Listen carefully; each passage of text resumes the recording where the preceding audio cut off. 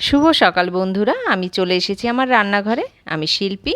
তো আজকে আমি দেখাবো চিকেন রোস্ট। যা লাগবে চিকেন রোস্ট করতে, প্রথমে আমি লবণটা আর লেবুর রস আমি মাখিয়ে নিলাম। মাখিয়ে আমি 1 থেকে 1.5 ঘন্টা আমি রেখে দেব। এবারে আমি কড়াইয়ে তেল গরম করলাম, ছেড়ে দিলাম মাংসের পিসগুলো। এবার আমি ভালো করে এগুলোকে ফ্রাই করে নেব। এগুলো কিন্তু অবশ্যই আমি এক এক পিস করে ভাজবো। তো আমার চিকেনগুলো ফ্রাই করা হয়ে গেছে। এবারে আমি যেটা লাগবে চিকেন রোস্টের জন্য বেরেস্তা, আমি বেরেস্তাগুলো ওই তেলেই আমি ভেজে নিলাম। আর চিকেন রোস্ট করতে আমার যা যা লাগবে, টক দই লাগবে, বাদাম বাটা লাগবে, পেঁয়াজ রসুন আদা পেস্ট, গরম মশলা, রোস্টের মশলা, চিনি, নুন। এবারে আমি তেলের ভিতরে পেঁয়াজটা দিয়ে দিলাম, ভালো করে একটু লাল লাল করে ফ্রাই করে নেব। এবারে দিলাম আদা বাটা, রসুন বাটা পরিমাণ মতো, সাথে দিলাম জিরে বাটা, দিলাম নুন, কাঁচা লঙ্কা বাটা।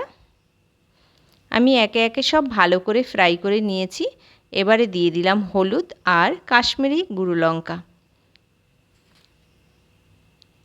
তোমরা কে কীরকম ঝাল পছন্দ করো সেভাবেই দেবে, তবে চিকেন রোস্ট কিন্তু একটু মিষ্টি মিষ্টি হয়। এবারে দিয়ে দিলাম আমি টক দই,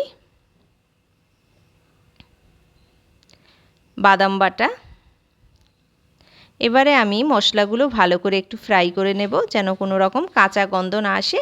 এবারে আমি চিকেনগুলো দিয়ে দিলাম একে একে করে, সামান্য একটু নাড়িয়ে চাড়িয়ে নেব। এর সাথে আমি দিয়ে দেব দুধ।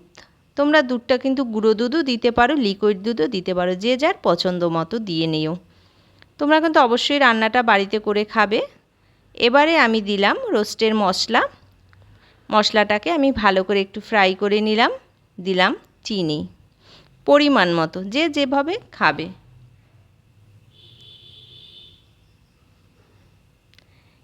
এই চিকেন রোস্ট কিন্তু পোলাওর সাথে খুব ভালো লাগে বন্ধুরা। তোমরা কিন্তু অবশ্যই বাড়িতে করে খাবে, আর কার কেমন লাগে সেটা কিন্তু অবশ্যই আমাকে জানাবে।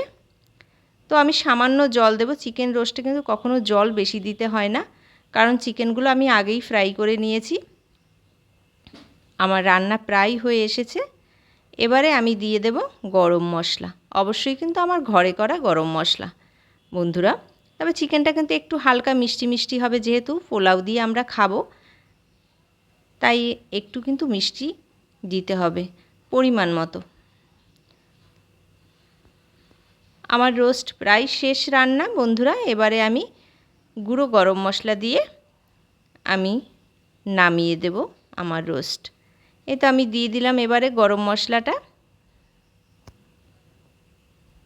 বন্ধুরা তোমরা কিন্তু বাড়িতে এটা করে খেতে পারো।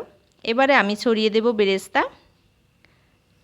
তোমরা কিন্তু বাড়িতে এটা করে খেতে পারো, খুব ভালো লাগে, বিশেষ করে পোলাওয়ের সাথে। যদি কারো পছন্দ হয় ফ্রাইড রাইসের সাথেও খেতে পারো, তবে সাদা পোলাওয়ের সাথে বেশি ভালো লাগে। তো আমার রান্না প্রায় শেষ। কার কেমন লাগে তোমরা কিন্তু আমাকে জানিও। আর আমার রান্নাটি যদি ভালো লাগে অবশ্যই আমার পাশে থেকো, লাইক কমেন্ট শেয়ার করো। বন্ধুরা তোমরা কিন্তু বাড়িতে এটা করে খাবে, আশা করি তোমাদের কিন্তু খুব ভালো লাগবে।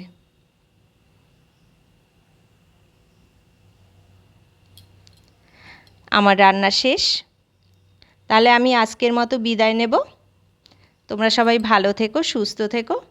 অবশ্যই এটা রান্না করে খাবে, তোমাদের কিন্তু খুব ভালো লাগবে। ট্রাই করো বাড়িতে। তাহলে আমি আজকের মতো বিদায় নিলাম, আবার দেখা হবে অন্য কোনো রেসিপি।